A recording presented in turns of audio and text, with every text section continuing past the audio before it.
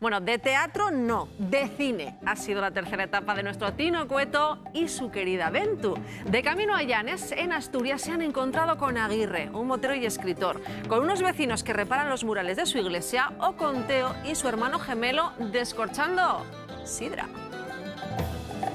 El balcón del Cantábrico a lomos de Ventu. Lastres en nuestro camino. Continuamos ruta. Por la mañana, en Gijón encontramos a unos amigos.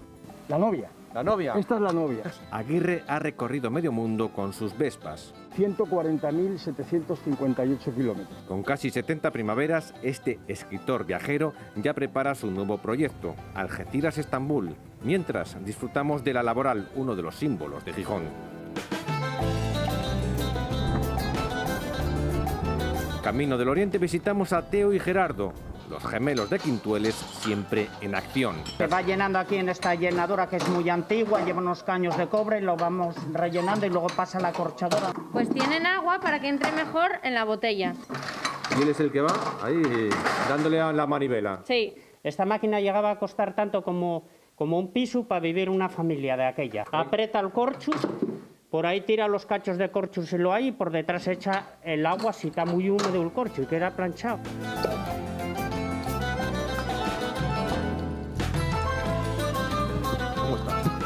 Muy buena. El pegue que tiene, el vaso que hace, todo. Las casas se arraciman en la ladera, lastres a vista de pájaro.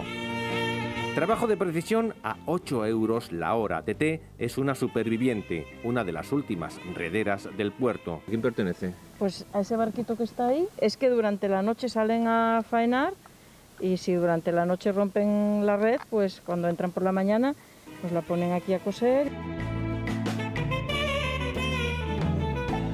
Las carreteras del interior nos conducen hasta Moru.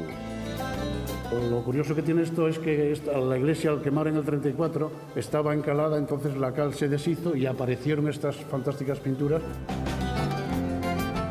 Parada técnica en Ribadesella.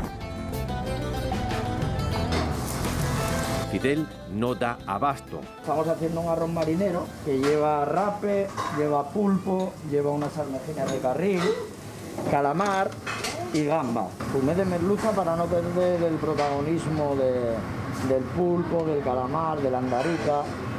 18 minutos después, todo listo. Porque la España verde requiere su tiempo para poder disfrutarla. Y nosotros lo seguimos haciendo a bordo de una lancha Tino Cueto, con la que estamos a puntito de entrar en el puerto de Llanes. A punto, bueno, de hecho ya hemos entrado en el puerto. Fijaos, ahí está. ¡Qué rápidos! Hemos visto atrás el faro. Sí, bueno, en el puerto pesquero que tenemos por aquí y el puerto deportivo que tenemos ahí delante. Fijaos, tenemos otra embarcación de amigos ahí saludando. ¡Hola! ¿Qué tal? Ahí lo tenemos. Lo de hoy ha sido una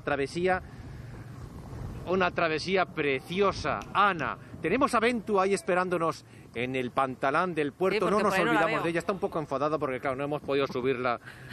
Claro, no hemos podido ahí, si es que las dejaba abandonadica. Por cierto, que tenemos a José Manuel de patrón, también tenemos a Emilio y también tenemos a Vicente que nos están ayudando. Hay que decir que Llanes está precioso. Qué luz tan bonita, aquí, Tino.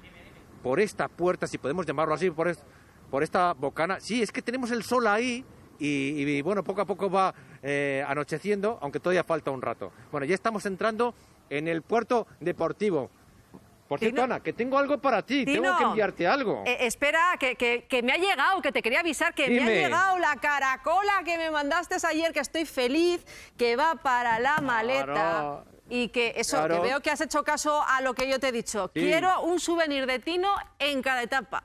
A ver qué me mandas. Bueno, pues aquí tenemos la sidra. Me encanta. Que te voy a mandar para que te llegue mañana y las madreñas. Así que ahí te van, para Prado del Rey. Venga, que me llegan. Seguro que mañana funciona el correo que no veas de bien. Bueno, que vamos a hacer...